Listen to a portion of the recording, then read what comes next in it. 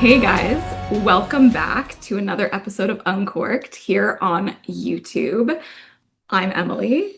I'm Patrick, For those of you who don't know us, we are the co-hosts of the Miss Independent podcast. and today we're going to have the honor of interviewing my good friend Richard. He is the host of Sinister Seminar, A History of Horror, which is a podcast that you can find on Spotify. So excited! This is something that I am not familiar with. Horror is not my thing. So yeah, very excited to learn more. Let's dive in. Let's dive in. All right, Richard, are you ready? I think so. Let me readjust. I am crisscross applesauce on my couch. I think I'm ready. I love that you're in the spirit. You got your Goosebumps shirt on, and I have a little Scream shirt. I am just green, like slime. Listen, there's so much the Blob and Wicked, the Wicked Witch of the West. There you Honored. go. So, for those who are watching, this is Richard again, and he is the host of Sinister Seminar, a history of horror podcast. For a little background, for those watching, Richard and I have known each other for many years. We went to college together at Susquehanna University, and we have kept a friendship long term. And now we both have moved to Jersey, and we're doing our own thing. So I'm going to hand it over to you, Richard, just so you could give us a little background on Sinister Seminar. And then I would love to hear one or two of your favorite horror films. Yeah, so Sinister Seminar, it didn't start as a horror podcast when I first started thinking about making one. A few years ago, I was actually thinking about making a podcast on movies that deal with loneliness or are comfort movies or things like that. And it was going to be like, it was going to have a very similar vibe to what I do now, where it would be like, um, an exploration into the stories, and they would kind of be like essays every week. Mm. Um, and that ended up just kind of like not happening for a multitude of reasons, including like family stuff. So the entire podcast thing got shelved to the back. I've always loved listening to podcasts. I spend my entire work shift listening to podcasts. Like horror podcasts, fiction podcasts, like it's everything under the sun. I will listen to it pretty much. And so when I was thinking about Sinister Seminar, it like I was listening to one of those podcasts. I think it was random number generator horror number 9. I always get it mixed up. But they were covering a movie called Santa Sangre, which is one that I covered, and it like made me realize that like it employed the use of like a Greek chorus, and I was like, oh, what other horror movies do the same thing? And so it just like slowly built from there.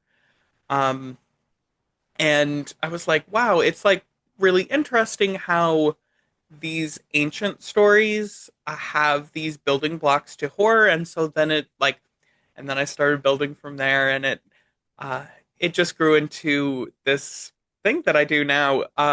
And two of my favorite horror movies is like so hard to pick. Um, uh, I would say I think definitely for sure The Black Coat's Daughter, directed by Osgood Perkins, who is the son of Anthony Perkins, who plays Norman Bates in Psycho. Um, it's one of his first movies. It stars Emma Roberts and Kiernan Shipka, and it takes place in a uh, girls' boarding school, Catholic girls' boarding school, over a winter break. And some crazy stuff happens. It's an A24 movie. So it's just like I feel like most of my favorite movies come from A24. I love their horror. I feel like that is not a controversial opinion. Um, but The Black Coat's Daughter, love that one. I watch it on the coldest night of every February, and I always pick up something new. And I wanna, ooh, Midsommar. Like I I cannot hide that. I've shown it to Patrick, and it's just I love Midsommar. It's just I have a very close relationship close relationship to folk horror. I Mm. love the subgenre of folk horror using folk tales and magic and cults and uh I think that that specific subgenre is like what really got me into being more of a horror film buff than just someone who like goes and watches movies every October. You know what I mean? Yeah. My favorite thing about Richard, the funny story is, so when he showed me the film, it was recently when we moved to Hoboken, Okay. and Richard tends to work nights, so our schedules were always Okay. opposite. And it was a really, I remember it was like a rainy evening, and we had watched the movie together. And like, you've seen Midsommar? I actually haven't. It leaves such a mark on you, and it was funny Okay. because, and it did that night. And then Richard was like, "I'm gonna go to work now, bye." And then he left me with my thoughts, which I don't even know was more scary, watching the movie or just doing that. No. Okay, so I would probably watch this movie also because it's Florence Pugh, and I just think she's fantastic. So that Oh would be my my main reason for watching it because I am not a horror person. God. I know. Listen, I would say watch it for Florence Pugh's performance alone. It's a fairy tale. It's a Ari Aster kind of has an aversion to calling his movies horror movies. Mm. Even though they are. But he calls it a fucked up fairy tale. So if you like go into it and being like, oh, it's nothing different from like Hans Christian Andersen or Grimm's or the Grimm's fairy tales or 1001 Arabian Nights, you'd be like, yeah, this is just a fairy tale. Is Midsommar also an A24? Yes. That's what I thought. Okay. I mean, I love A24 movies, so when you were saying that, I was like, I'm right there with you, but I tend toward anything that isn't terrifying. I just don't do well with that. I also don't want to watch that alone. So I would have to force someone to come here and watch it with me. It's a the great thing about Midsommar is that it's a daylight horror, so a lot of horror takes place at night. Hmm. And there's not a lot where like the scary stuff happens during the day. So I think it's perfect to watch during the day when it's not that scary. Um and I've also a little bit of advice I've heard through podcasts for people who aren't into horror Hmm. is that most of it comes from the sound. Interesting. Okay, yeah, that makes sense. And so I've heard because the random number generator horror podcast number 9 is about is one person who's really into horror, one person who isn't, and just kind of at the beginning the one host would be like, so sometimes if it got too scary, I would just turn off the sound and read the subtitles. And it was 1,000 times less scary. I think that makes a lot of sense. I feel like sound in any movie makes such a big difference. It really is impactful, but specifically with any kind of thriller, horror, psychological drama, like the suspense that builds with that. So that makes a lot of sense. I have to say, Richard, one of my favorite things that you just said was how your podcast came to be, is that it started as something completely different and you were able to find all these connections and bring it together. And now you found something that you're super passionate about. And I think that that's really beautiful that it just sort of grew into what it was meant to be. Oh my God, thank you. It was like I have always been like an academic person. I love academia, even though it's got its own problems. But like I got my master's degree. I was like, I might as well put it to use. And so that's what it was born from. And like actually this doing this podcast like really reinvigorated like this like passion in me. This season is all on Greek mythology, Roman mythology, and I've covered like Mesopotamian and like Neolithic and stories too so far. And it's just like brought up this thing that I just never knew I had, like this love for history and mythology, and it I wouldn't mind going back to school and like going for classics and getting another degree. And actually, I think I'm going to apply for another degree very soon. So I'm excited. It like came out of nowhere. That's super exciting. What would you say is your favorite part of recording? My favorite part of recording is doing the research. I love, specifically for my primer episodes. So I will do one primer episode that is pretty much full research, lots and lots of research, and then three movies that um, that exemplify the motifs, the themes, the story that I am trying to talk about in those primer episodes. And I just put out the Bacchanalian, and that was my longest script yet, and I had so much fun writing it, doing research, being like, well, this historian says this, and this is written here, and how far back can we go? What is the origins of storytelling? And like, it Mm. was just doing those episodes are so much fun for me. And you have a good balance. Like, and I know that I'm saying this as someone who has known you for many years, but when people like deliver history, you like, I feel like you go two directions. You can either just spit it word for word, but something you do very well is you'll explain the history, but you'll also interweave your own commentary to keep listeners engaged. So it's like you get the facts, but you also get like your side comments on the side while also interweaving other things. And I think it's a good balance for Sinister Seminar. Thank you. I call this a I don't like the word edutainment. It's just like it's a little but I call it a semi-educational, mostly stupid podcast. Uh so hopefully people when they listen will get a little something, but also stay for the laughs.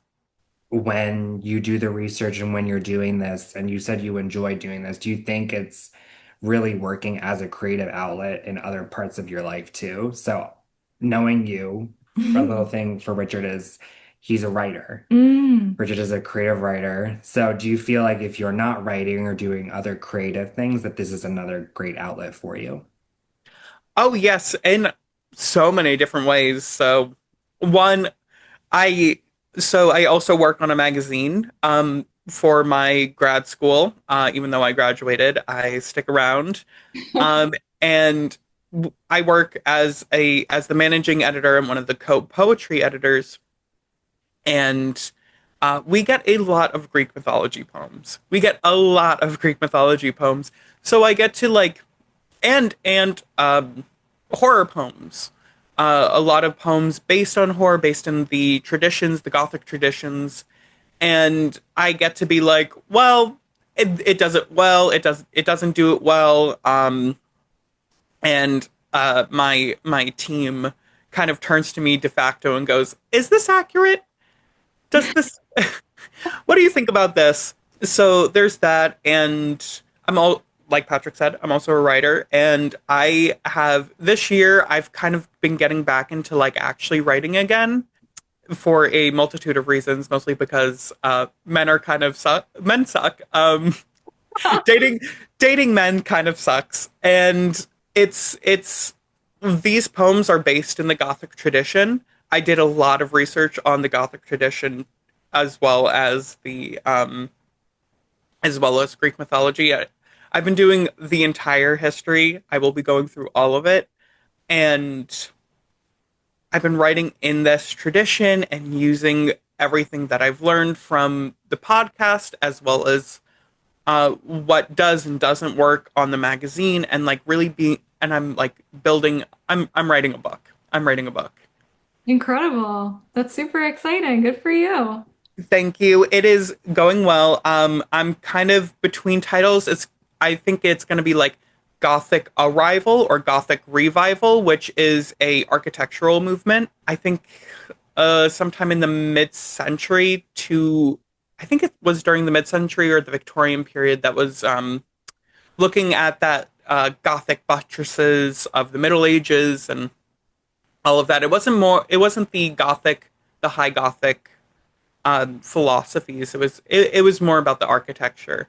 And then for Halloween, I am very excited. I'm putting together 3 costumes. I am sewing and gluing and feathering, and Oh, it's. I love Halloween. Halloween is my favorite holiday. So I'm building wings. They're all Greek mythology based. Like I'm building wings, and they're gonna be melting, and oh. I have to make like a thyrsos, and it's great. It's great. I feel very creatively fulfilled, which is something that I haven't felt in a very long time. So I'm very happy. I'm very excited. It's exciting. Yeah. So, with talking about Greek mythology, and that is where you are right now in Sinister Seminar, what is a point of history and like a movie that you would tie in that you're most excited to discuss on your podcast in the future? Oh, yes. Well, besides the episode that I will eventually be having you guys on, which is I'm very excited to get particularly Emily's thoughts on this movie, as someone who is not into horror, and also because it's not an independent horror that I'm having you guys on. Don't Um, worry, Richard. I think it will lead to a good discussion on the Hollywood system and like what works and what doesn't work and how it fails storytelling. So I planned everything out, and then I was like, I got started writing the episodes and going through the episodes. And at one point, I was like, you know what? I haven't seen like half these movies when I program them. So I like started watching them, and I found this little number called Triangle. It's an independent film it's starring like actors you really wouldn't know except for Liam Hemsworth. Okay. But like very early Liam Hemsworth. I think before Hunger Games, Liam Hemsworth. Wow. Uh, he's playing like a call boy, and it takes place on a ship. And it like really surprised me. Looking at like the poster art and all of that, it looked like a trashy movie, and it was actually pretty like surprisingly good. So keep a lookout for that. But I think I'm more excited about like a specific section that I'm gonna get to on the monstrous feminine theory, which is a ooh, let me see if I forget the author's name. Um, I was gonna be like, tell me more about that. Let me see if I can find the author real quick. But it is a book called The Monstrous Feminine. It is by Barbara Creed. It is essentially a theory on why we're so afraid of women as a society. I love it already. It's going in my Amazon cart. So do it. It's also an audiobook on Spotify for anyone who is traveling and likes audiobooks. But essentially, it breaks down the female creature in not just horror, but like in mythology, in folklore, and how we've kind of just always been trained to be scared of women, which may or may not lead to some of the political stuff that we go through today. I'm also a political podcast, apparently. Huh. I mean, all art is political, so of course it gets into politics, but I'm very excited about the monstrous feminine section and doing research about it. And like the 3 movies I'm covering, actually, spoiler alert for anyone who listens, but I'm going to be covering The Love Witch, which Patrick and I watched as well. He showed me that one too. It's like I saw you recognize that. And You were like, I was like, I remember. Oh, I think that would be a movie you would love, Emily. I think so too. okay. It's like not, you won't be scared, like, which is funny. For those watching, Richard is also the one that told us to watch The Substance that we Yes. covered. So that it's not The Substance. So I'll be all right. Okay.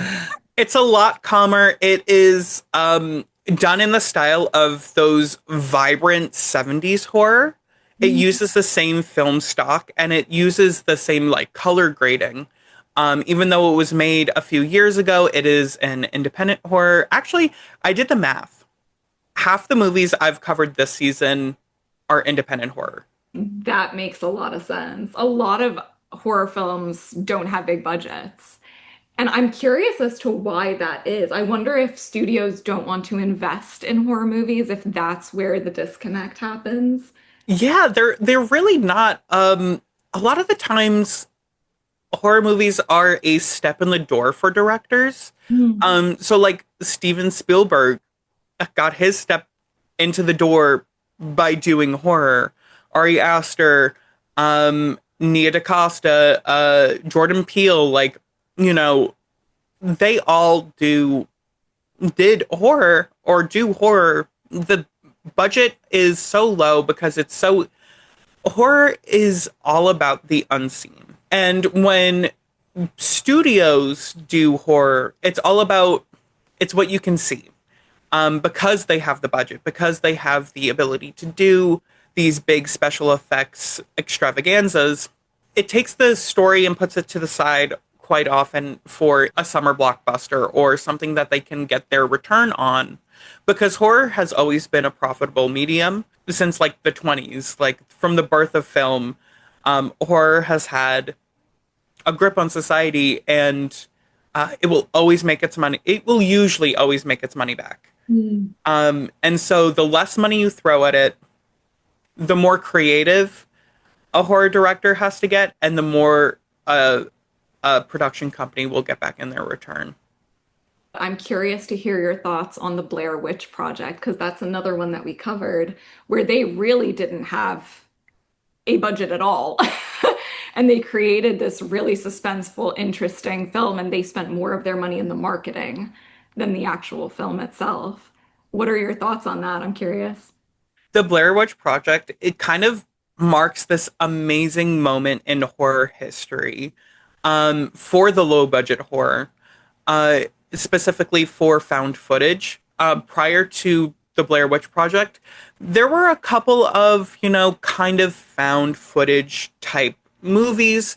And horror has always been really good with this epistolary format. Given that Frankenstein, Dracula, most horror is about finding diaries and, you know, extrapolating horror from outside sources instead of being there for a firsthand account. Right. And so it kind of like reinvigorated that like love for an epistolary format because film doesn't really have that. And The Blair Witch Project is such a good movie. It's not one of my favorite movies, but it is such a cultural milestone that I can't even be like, okay, it's not quite for me, but it is such an important text. And you know, they're amazing. I love the fact that people were like, "Oh my God, I can't believe people are actually missing," and we get to see this footage. It is a good film. It's a good film. I really like it. And another thing is like a lot of independent horror gets made independently. It's independently financed, Yeah. but then sometimes it gets picked up by a wide distribution, like Amazon or MG, like Metro Goldwyn Mayer, or like some of these bigger studios. That happens a lot to Luca Guadagnino. I While I was researching, like which movies did I cover that are independent, Suspiria was independently financed but picked up by Amazon. And the same thing with Luca Guadagnino's Bones and All. It was completely independently financed. Wow. He paid for everything.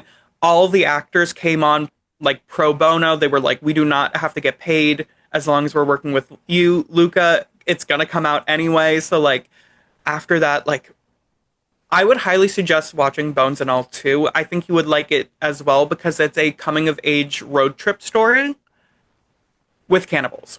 Um, The pause in between that. Fun. The cannibalism is a metaphor for so that one is another one based on a book. It's a few different metaphors. It's the all-consuming nature of love, of being on the fringes of society. Both of our characters are poor, lower class, growing up in the middle of nowhere in America in the 80s. So it's like it deals with things like Reaganomics and how economics fails them. It also deals with the meat industry and farming and how that itself is like cannibalistic prophecy. So I would highly suggest Bones and All as well. Thanks for that. Yeah, we'll definitely check that out. You got some movies to watch. I am gonna need Michael as my support person while I tackle these movies. I'm gonna have my blanket up to here. It's not that well. Okay, Bones and All is scarier than The Love Witch. Okay. I'll start with the love of it. Next week when I come record with Emily, she's gonna be like, I haven't slept in days. I'm gonna work my way up so that I'm ready for, more scary things in the future. Oh my God, Richard, a fun question for you. I know you watch so much horror, but has there been a movie recently or even when you were younger that like you still think about or like has given you nightmares that just leaves like a lasting impression on you? Oh, of course. There is so much, I got this question too from a friend who was like, "How do you watch so much horror?" And I'm like, "I do not just watch horror.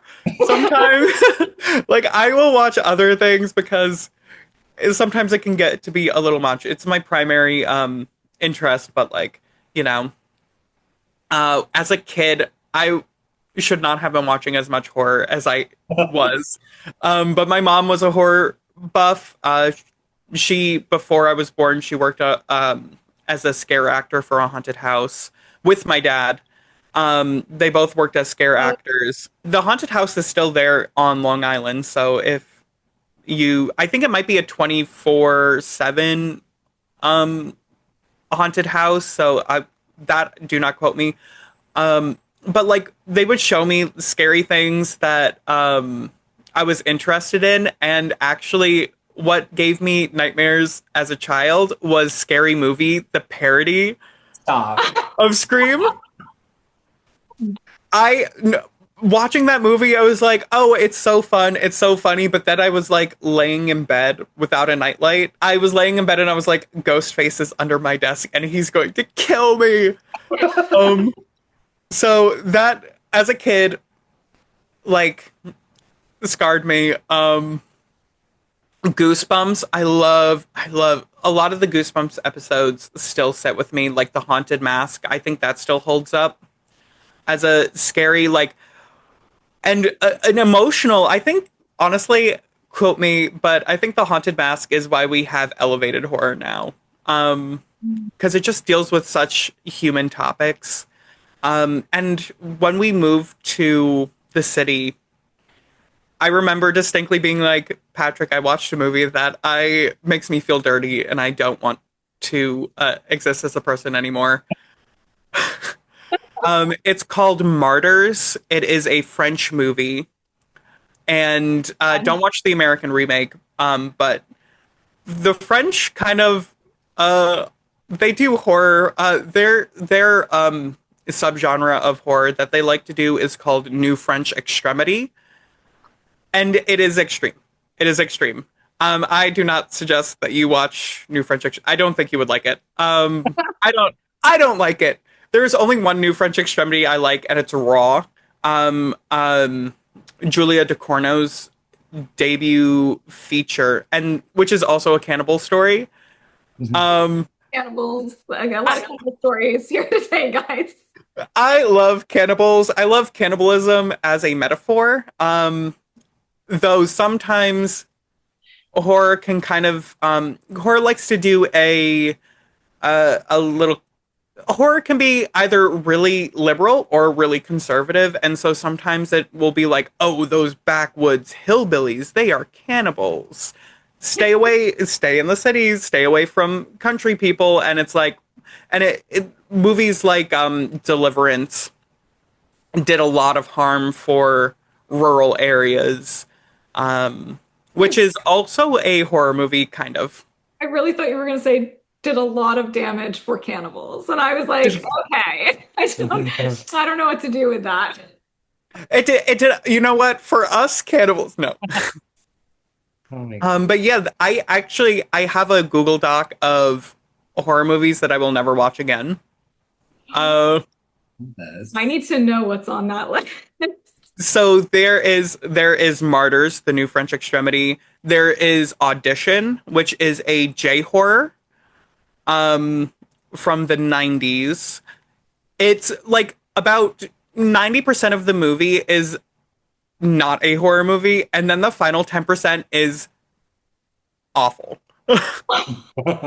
There is an Australian horror movie that I will not watch again. It's called The Loved Ones.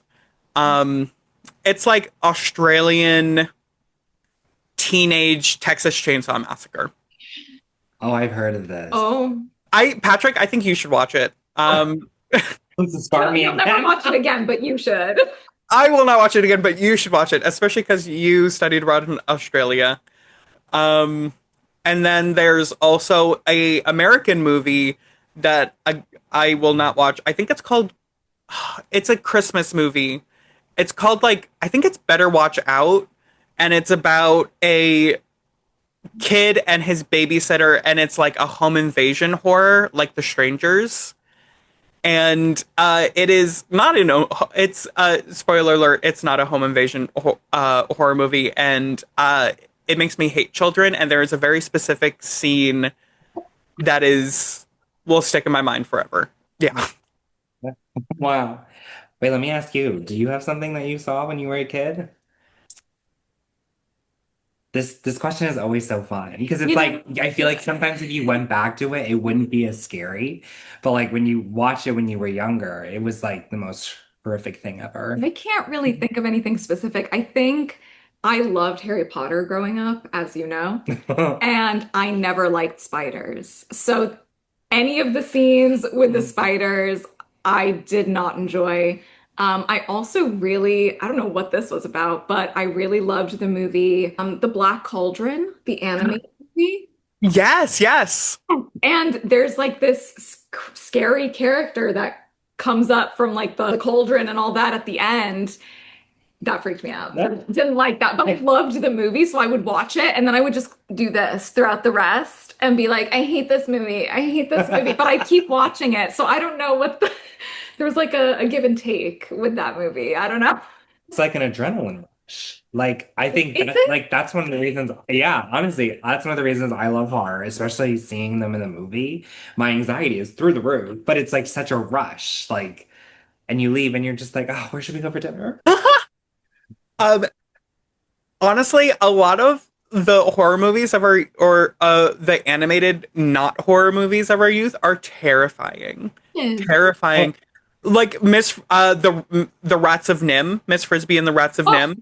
yes. Miss Frisbee and the Rats of Nim, Watership Down, um, unnecessarily scary. And then they would put like Courage the Cowardly Dog on Cartoon Network, and it was just like Return the Slab. Ah! Oh, Even Toy Story, like with Sid and the like the toys that he created, like Kids movies should not be that scary. I fully stand by that. But that being said, when they are like horror movies or horror movies specifically geared towards kids, like Paranorman, Corpse Bride, The Nightmare Before Christmas, it's like a little bit more whimsical. It's darkly whimsical. It's definitely focuses more on the like fantastical elements of horror, like witches and like vampires, but they're not scary vampires. They're just there. Um, and sometimes the NPA can be a little a lot when it comes to horror in general, but sometimes they will move something from like a G rating to a PG rating just because it has a scary sequence. Like I think Jurassic Park is as high as it is because of scary dino sequences. they hold up. yeah, they Like the do. original one is so good. So good. I love that we didn't ask you what yours was because I think we both know that it's it. Yep. Yep. I'm I screaming. have not forgotten about that story since last Halloween recording.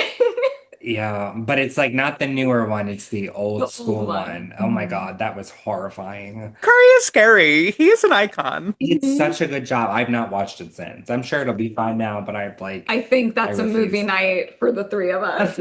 Oh my God. I've watched it recently and I think you will be fine as an adult. I was so scared. Aw. Yeah, I would probably say that's it. But I would honestly say The Strangers. Have you seen I that? have actually seen that. That is a good Yeah. use of what you were talking about with sound, like with the Yes. record playing, and then like you can like the girl when she's walking through the kitchen, and there's that one scene they just come out in a mask and then they go back in. And I think it's so scary because it's so realistic. Like that can Yeah. actually happen. Oh, Yeah, that is I haven't watched any of the other ones, but The Strangers holds up. The original holds up. oh. You're like, No, I'm just thinking about clowns. So scary. Clowns are so scary. it's so funny because my grandfather used to collect clown figurines, and they were never scary to me, but Mm. clowns in movies or even in person, I just never liked. But the figurines were like, yeah, I don't know. It didn't affect me in the same way. I would just be afraid that they would start moving. Oh, like Oh just God. Oh, okay. There is a movie now that I'm thinking back. I wasn't a child when I saw it, but one that really affected me was Mirrors. I could not look in a mirror. Oh, I've not seen this yet. No, No, I haven't seen it either. oh my, Really? oh my goodness. No. My goodness, that Oh, you surprises guys. me. Okay. Isn't it an independent horror movie? That one freaked me out That's what because everyone has said. the mirror moves independently from your reflection. So I didn't want to wake up at night and go to the bathroom because there was a mirror there. So you had to like pass the mirror to get to the toilet. So I would crawl. So I didn't have to see myself. I was like, oh, if that bitch starts moving. I'm out. I'm out. Oh my God. I love that. I love that. Oh my God. Wait. When did it? I'm looking it up right now. No, when it came out. I want to say like 2008, 2009, It 2010 was a while time. ago. Yeah, yeah. I'm gonna get a text from Richard being like, "What have you done?" What have you done? Well, I love. Oh, it's a 2008 film, 20th Century Studios, so it is not an indie horror, but that looks terrifying. It's on Plex. Ooh, Something to watch tonight. something to watch tonight. After I'll just be like here, and I'll be eating my popcorn, and I'll go. "No!" Or you can watch it and then go to work.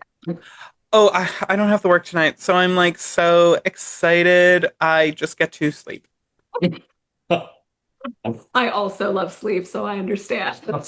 I will always sleep. Listen, people are like, "Oh, don't you get like scary nightmares from watching so much horror?" And I'm like, "No." And I think so. I'm reading a book right now called Nightmare Fuel. It's on the psychology of horror and why we like it. Ooh, interesting. Okay.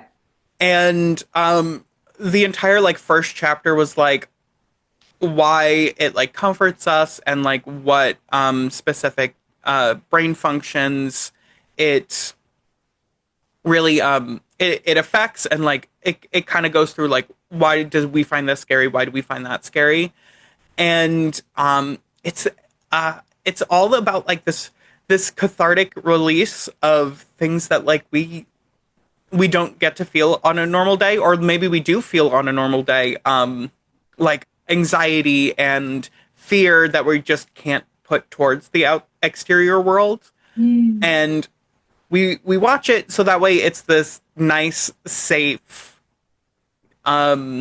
environment where we can healthily express our fears. Fascinating. Oh my God, yeah. Yeah, that's super interesting. All right, let's. This is such a random question, I feel like, after all our deep talks about these movies, but you did mention Halloween costumes. So, Richard, what is your favorite Halloween costume that you have done so far? Oh my God. Okay, so last year I am a spooky I don't know if I can curse, but I am a spooky person. Um And last year, I made a sexy Mothman costume. I made the wings. I made giant moth wings with glowing eyes. Wait, do you have a picture of this? Yes, it is on my Instagram. This needs to be like inserted somewhere on this It's screen, it's right? over there. Um, Patrick, I will send you the photo that I have. It is one. I am mostly naked. Um, I'm wearing booty shorts. I've got fishnets on. And I also made like a headband with like moth things, and I have these red circular glasses to be those eyes as well. And it was great because last Halloween it was like 100 degrees, so I just got to walk around being all sexy, and actually someone leaned out their window and went, "You're so hot," and that made my night. So yes, I am. That would probably be my favorite. I used to do drag too in college, and one year I did 13 days straight of Halloween costumes. That's amazing. And speaking of Greek mythology, my favorite one that time was doing Aphrodite. And since then, I have done a Greek mythology costume every year. That's so cool. I love that. You see, you're connected to Greek mythology. There's something about it that draws you in. It's so random, and all of the ones that I'm doing this year are all Greek mythology to coincide with the podcast. I'm gonna be using it as promo. Just attach But a QR code for your wing whatever you put on. I'll be like, I'll like pull out a business card from behind my back and be like, here, listen to Sinister Seminar. Thank you for liking my costume.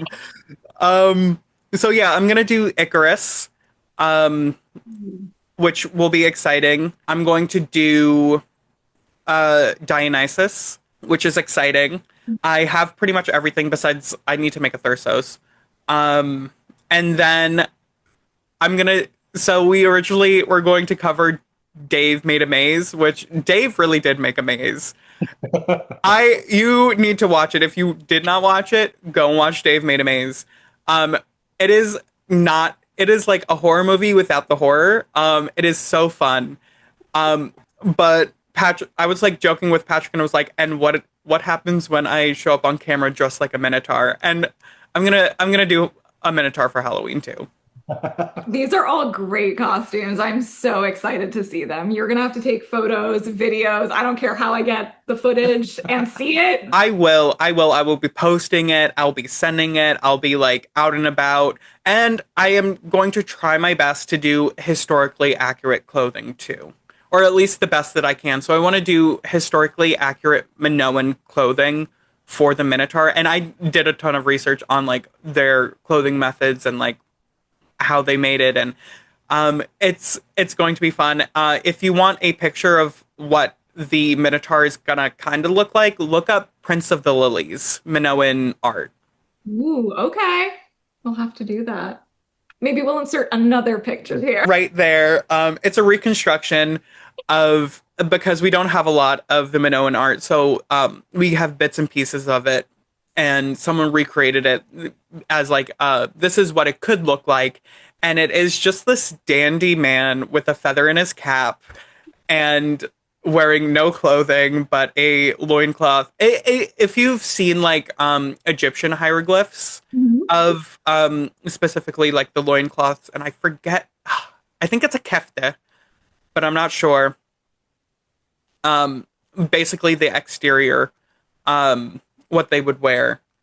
It's essentially the same thing. They existed at the same time, so and they traded with each other. So it would be very similar to that, but because the Minoan civilization was a port city, it would have been they would have showed off all of their fabrics from around the Mediterranean, the ancient Mediterranean. So there would be fabrics from the east and the north and the south and everywhere. And so they were a very rich nation. So they would wear a lot of fabric in a little amount of space.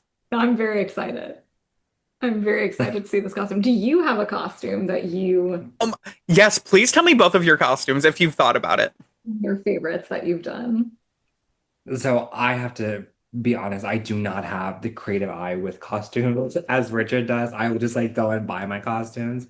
There was one year I was like really I was really into sharks. So I one of those like blow up shark costumes that like and I walked around my neighborhood and that shit was hot.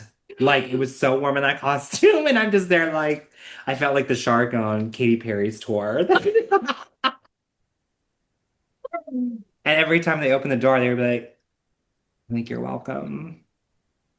That's hilarious. I was not expecting, I don't know what I was expecting, but that wasn't it. I've had a couple of those. I want to say I was Sully one year. Like, Wait, yeah. that's incredible. Oh Yeah. my God. Ollie. Yeah.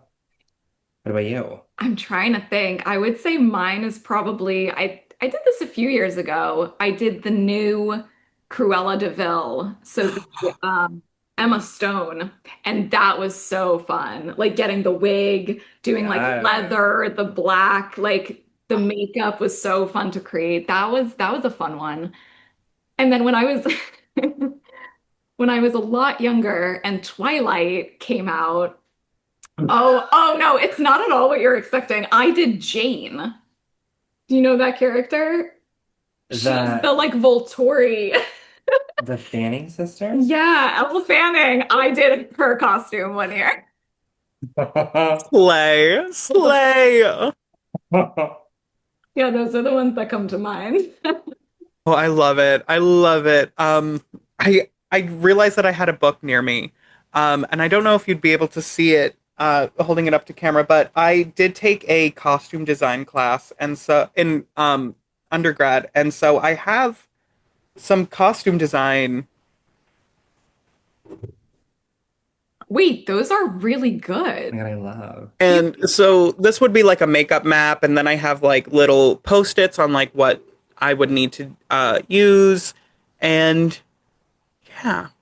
This is so cool. Oh, now I'm even more excited to see what it looks like later, like what it actually turns out to be. Oh, he has such a creative eye. When we lived together, he had this whole box like underneath his bed that he would pull out, and it just had all this like makeup, costumes, like things Yes. that Yeah, I my bedroom was the size of my bed when we when we were living together, and everything like I would just pull and pull and pull and pull out from under my bed.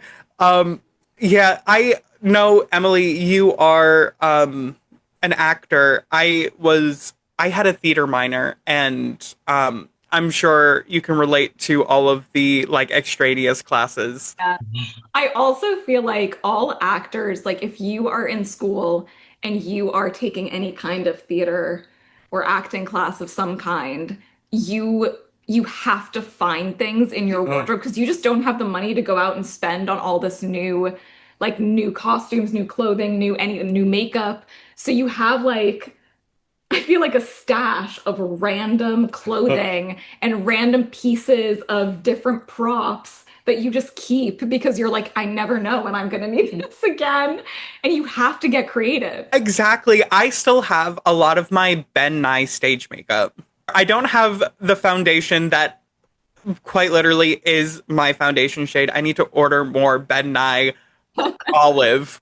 I think it's called light olive because that is I like put it on and I was like, am I even putting on makeup? Like, is this Ben Nye?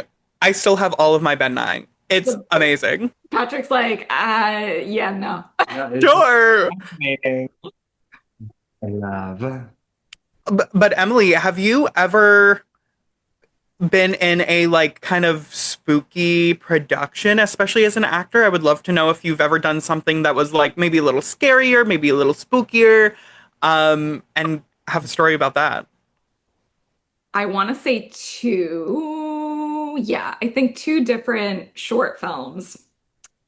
Different in many ways, but the one thing they do have in common is that they were both like slasher. So for one of them, I was hired as a stunt person and not as an actor. And there was a lot of fighting. It was funny because I actually got to do the film with my stunt teacher, the person who taught me all my stunts, but I was covered in blood. And let me tell you, that shit is sticky. Like, it is so disgusting. I had to get, long story short, at the end of the scene is me grabbing an axe and like fully swinging to like kill this person. And somebody had to stand under and like spray the blood up. Oh, And wow. I was just drenched. I think I have a picture of this somewhere. And I was just cut and I was just covered in blood. So that was one thing I did. And then the other short, I'm gonna be honest, I blocked this one out because it was really bad. But I think I was the one that got killed. So I was covered in blood for a different reason. And it was like pooling because I remember laying in it. Oh, Get up and you're covered. It's so sticky. It's like, yeah. Yeah, those are the two that would be as close to horror as I've gotten anyway. oh, I would call that horror. I would call that Yeah. horror. That's so yes, blood disgusting. Fun fact about the Black Coat's daughter, which I talked about earlier, is that they were filming it, I think, in the Canadian wilderness because, you know, budget cuts. Because Canada. In the middle of the winter on the coldest night, it was like -10 besides the wind chill. The blood would freeze on impact on her face, and she would have to be in this negative temperature with this blood on her face and still do multiple takes of this scene. Oh my The things these God. actors go through Oh, for a good take. no. For a great take, what a scene. Highly recommend watching it. That's wild. Yeah, no. It's so funny too, because thinking back to those two short films that I was a part of, they're not scary at all. Like when you're actually doing it, it's so structured. You're there as an actor or a stunt person and you're just told what to do. And like, even though you're screaming or crying, whatever you're going through as a character, they yell cut and everyone's like, all right, let's go to Oh, lunch. And you're like, oh, okay. There's like no feeling of even like eeriness. There's no, and the music, again, I think that's where, like you said, Richard, the music makes all the difference. Because if you watched a horror film without the music, it instantly takes away that feeling of like suspense and I don't know, just fear that you create for yourself. oh, 100%. I think about that, and the structure is such an interesting point too, because I remember Richard and I went and saw one of the newer Scream films together, Mm. and also the horror community in a theater alone was so like Oh, fun to watch. Everyone was totally there fun. for the same reason, and like everyone knows the rules of the movies and stuff. But watching some of those scenes, even like you don't like knowing they're structured, it's cool how they don't make it look like that, like Mm. how well versed they are in that world. Because even though we've seen those movies over and over again and we know how everything goes through, you're still like on the edge of your seat, like, oh my God, like what's gonna happen? Yeah. So I love I movies. love movies and I love the theater. I love going to the theater to watch a horror movie. I just watched Weapons in a theater and it was so fun to be able to have like to get everyone's reactions. I watched 28 Years Later in theaters as well. So fun with a horror movie. Sometimes it makes a horror movie better. Honestly, like a 3 out of 5 on Letterboxd becomes a 5 out of 5 because getting everyone just like into it, like, and the horror community is so kind and so they're just there for the spooky vibes. They're ooky spooky. I go to horror trivia like once a month, at a gay bar in the West Village. I had to do the math for a second. Um, and it's just like drag numbers, spooky numbers. I get a list of movies that I've never seen before. Lots of schlocky B horror from the 80s, um, to then go and watch. And yeah, the horror community is just so, they're such great people. Oh, I love to hear that. That's so nice. And I'm so honored and surprised that I got to recommend a movie for the two of you. Who knew? No, I gotta I'm Okay. prepared. My body's ready. watch. Follow me on Letterboxd at Richard Berwind for full review. Great. Well, Richard, thank you for joining us today. And Yes, thank you. please let everyone know where we can find your podcast, where we can follow you on social media. Yeah, so you can listen to the podcast on Spotify exclusively. I need to upload on YouTube more often, but I have to to do the podcast on YouTube, you have to make an actual video, and that's so much work. But Yes, like it is. it's so much work and I'm like I don't have time for this. I don't have time to make a video and all I do is put like put audio on a static image. I need to get I need to get back to that. Um, but you can listen on Spotify at Sinister Seminar. You can follow the podcast on Instagram at Sinister Seminar and Blue Sky, though I don't post often there. I will always give updates on Instagram at Sinister Seminar, but I will every I'm so bad at social media. And you can follow me on Instagram again at Richard J Boy. That's Richard J Boii. Said that too many times. Yeah, follow me there, and maybe I will be posting my Halloween costume process. And I have been told I need to make a TikTok to do this. Yep. But we'll see. We'll see. Thank you for having me on, and I can't wait to continue listening to your podcast. I listen every week. Oh, thank you. Thank you, I Richard. appreciate that. Alrighty. All right. Wow, that hour went by so fast. I know. It was Oh like my god. Getting to talk to y'all about anything is so fun. oh, well, we'll make sure to keep up to date with all the Halloween goodness that you have coming for us and all of your upcoming episodes. Super excited for that. Um I've moved to a bi-weekly schedule and let me tell you, it is delicious. It's so nice. I feel so it's so freeing to write a 40-page essay every other week instead of every week. For those of you watching who don't know, our podcasts are very different. um, we try to keep it within an hour, and even then, it's like it's tough. Like it's so hard to stick within a time frame, but also we just feel like every week it is a lot. It becomes a lot to record so much. And for you especially, first of all, you're on your own. So you're running the entire thing. And then also to have all the history, like you need all the research. We kind of just We're just like, we're just this there. wine is yummy. So shout out to you because that's not easy. It is not. I have read so many Greek books. This is all of my this is to make me look smart. But like I am it's so much work. It's so much work. But we're doing it, and that's what matters.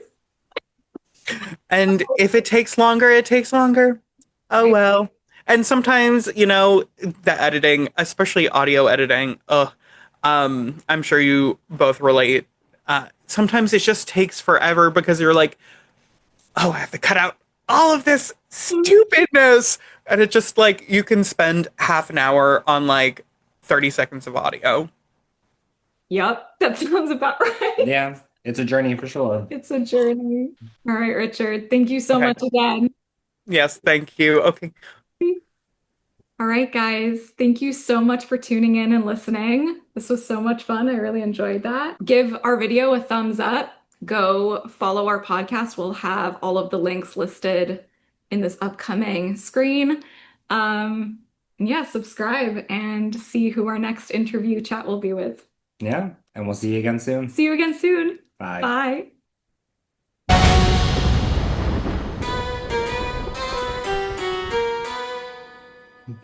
Hey guys. This is gonna be in the outtakes at the end.